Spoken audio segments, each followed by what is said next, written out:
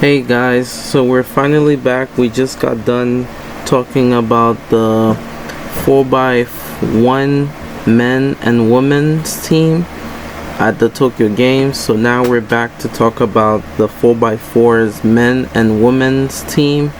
And this time we end up having the US winning both first place on both sides.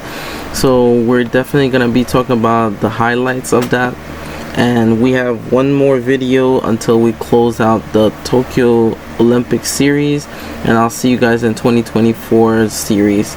But until then, let's talk about what happened. So the men US team for the 4x4 won gold with a sensational time of 2.55 minutes, I think they had.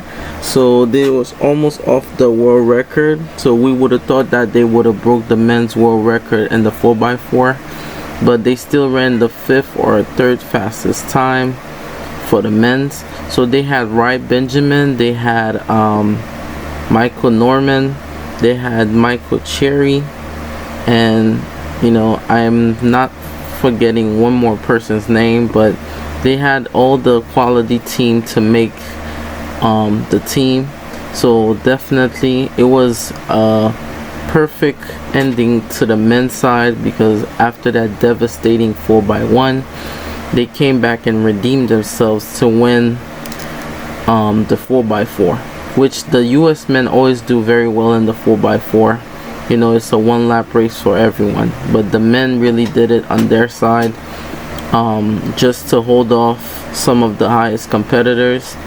And yeah, I'm very proud that they were able to do that, especially after what happened. And I don't think that the teams didn't have that many time to practice, but we know that Rai Benjamin as well as Michael Norman been doing baton passes for a while.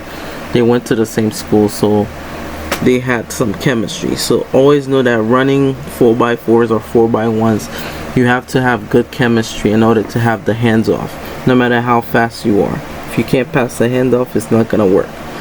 But in the meantime, I congratulate the men's for winning their gold for the 4x4, and I think that we'll definitely see some of the individuals run at the Prefontaine on Saturday, the 21st of August. So I can't wait to see some of the familiar faces that we see right now. But in the moment, congratulations. Now we're moving on to the second half of the video. This time we'll be talking about the undefeated team of the 4x4 women's team for the US. Now what's special about this part of the video is that the women's team has won every single 4x4 Olympics since, I think, of Athens, if I'm not mistaken, and they have won back-to-back 4x4. And luckily they had one of the most decorative athletes on there, as well as the sensational Athing Mu and the 2 world record breakers. So it was basically a dream team for their side of the field, because they had every tent to break the world record. They went right under, running the, I think, the 3rd or 5th fastest time as well, which when it comes to the US 4x4 women's team, they were always a league on their own. They had some of the extreme leg. We had Cindy McLaughlin giving it to Allison Felix, and then Allison giving it to Dalilah Muhammad, and then Athing Mu is basically the closer for the anchor leg for the 4x4. And they did an amazing job, running a time of 3 minutes and 16, which is almost right under the world record that was set, the joint world record that was set by the US and China during 1988, if I'm not mistaken.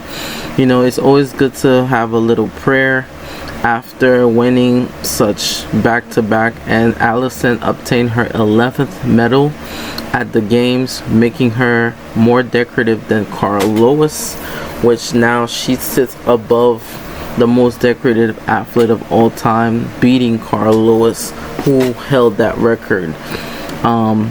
but this was not just a race about, you know, the fastest. You know, Allison tend to run second leg, which they gave it to her at the Tokyo Games, making, since this is going to be her last Olympics, this is a better fitting moment to go out to win gold, not only in the 4x4 and winning bronze in the individual 400.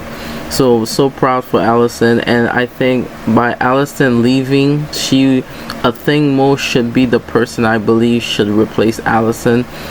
You know, Allison is always the person that is able to do both dual events. So the fact that Athing Mu is able to do that as well, running the 800 and 400, because Athing Mu has some of the fast splits as well with Allyson Felix as well in history. Athing Mu finished the race with a time of 48.37, which ends the close of the women's 4x4, thus making them just the overwhelming favorite. So I just congratulate the women's side as well for always winning back-to-back 4x4s. They never lost. You know, it's always a wonderful team to have on their side of the running. Definitely we will see Allison as well as all of the faces now at the Prefontaine as well. We don't know if Allison's gonna continue for one more year, because she did say the Olympics was gonna be her last Olympic, because Tokyo was her 5th Olympics in general. But we'll see if as time goes how she could hold up, you know. But I would love to see her in one more Olympics. That would be fitting for her. But congratulations to our medalists for the men's and women's side of the spectrum. And I am so happy to announce that we have one more video left until we close the Tokyo series, and we'll be focusing on more track stuff. But for now, for the Olympic series part, we will be done with that. But congratulations to our medalists, men and women's 400 4x4. Alright, so like and subscribe to the channel, and I'll definitely see you guys for the legacy video of Allyson Felix.